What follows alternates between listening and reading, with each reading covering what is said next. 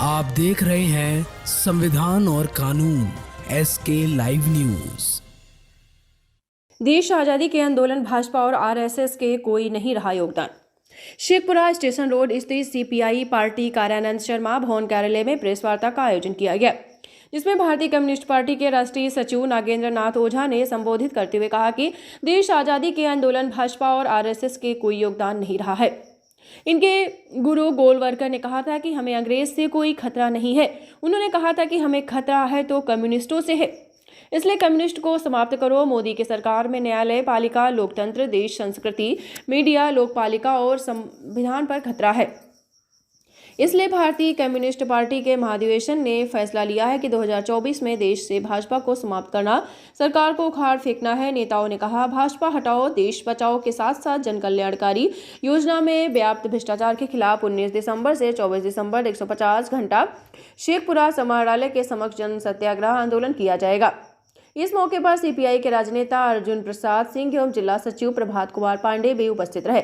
शेखपुरा से bureau chief Ravishankar Kumar की report. इनके राज्य में सांप्रदायिक नफरतें फैलाई गई, जिस तरह से इसकी चर्चा विदेशों में भी है, इस चर्चा विदेशों में भी इनके कुकर्मों की निंदा हो रही है।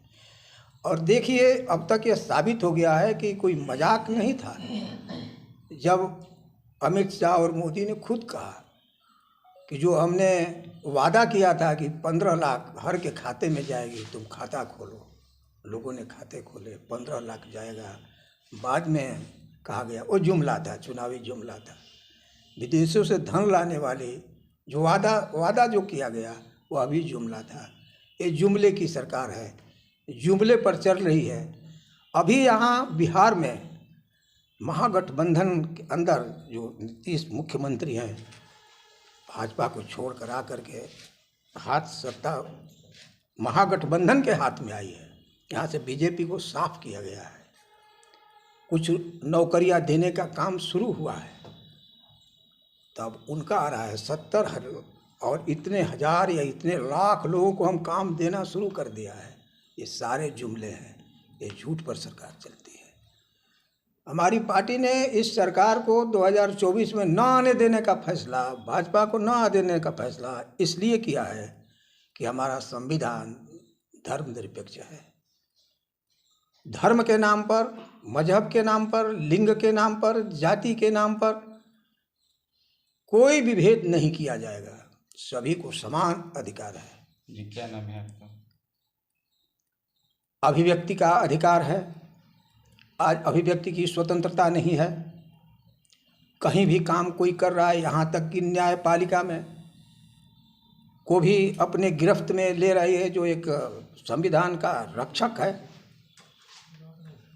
वो बार बार इस बात की ओर इशारा कर रहे हैं। और आपने सुना कि पिछले वर्षों में घटना एक घटी जो बहुत ही ध्यान देने लायक है और चर्चित रहेगी इतिहास में, कि 4 न्यायाधीश निकलकर न्यायालय से बाहर आते हैं, पत्रकारों को बुलाते हैं और कहते हैं कि हमारा अनुभव है, हम देख रहे हैं कि ये सुप्रीम कोर्ट और यहाँ जज बनकर हम जनता को न्याय नहीं दे पाएंगे, लोकतंत्र को नहीं बचा पाएंगे। इस देश को बचाओ और लोकतंत्र को बचाओ। वो जनता को संबोधित कर रहे हैं। का राष्ट्रीय अधिवेशन 14 से 18 अक्टूबर को आंध्र प्रदेश के विजयवाड़ा में संपन्न हुआ और हमारी पार्टी का राज्य सम्मेलन 18 से 21 सितंबर को बांका जिले के धोरैया में संपन्न हुआ। पार्टी के राष्ट्रीय अधिवेशन और राज्य सम्मेलन का फैसला है कि भारतीय जनता पार्टी को हटाओ और देश बचाओ। भारतीय जनता पार्टी को हम लोग इसलिए हटाना चाहते हैं, इसके 2 कारण हैं। पहला कारण है राजनीतिक कारण ये है कि ये हमारे देश के लोकतंत्र को, संविधान को, विधायिका को, कार्यपालिका को, न्यायपालिका को और मीडिया को, ये सब पर प्रभाव डाल रहे हैं। सबको ये निरंकुश कर रहे हैं। ये विपक्ष मुक्त भारत को बनाना चाहते हैं और ईडी, सीबीआई और ईवीएम चुनाव आयोग को निरस्त करके लोकतंत्र को कमजोर कर रहे हैं। पैसे के बदौलत ये वोट को खरीदते हैं और फिर भी जब ये हार जाते हैं तो एमपी एमएलए को खरीद फरोख्त करते हैं। इसका उदाहरण है कि इन्होंने महाराष्ट्र की सरकार को, मध्य प्रदेश की सरकार को, गोवा की सरकार को हटाया और उनका विजय अभियान झारखंड और बिहार की सरकार को गिराने था। बिहार में इसकी सफलता नहीं हुई। दूसरा बात, ये सीए, एनआरसी, एनपीआर और फालतू के मुद्दे को ये उछालना चाहते हैं। दूसरे कारण आर्थिक हैं। ये हमारे बाप दादा पुरखापतियों ने अपनी गाढ़ी कमाई से जो पब्लिक सेक्टर को बनाया था, वह नवरत्न, गेल, भेल, BPCL, gas authority of India, ये सबको मिट्टी के भाव, कौड़ी के भाव बेच रहे हैं।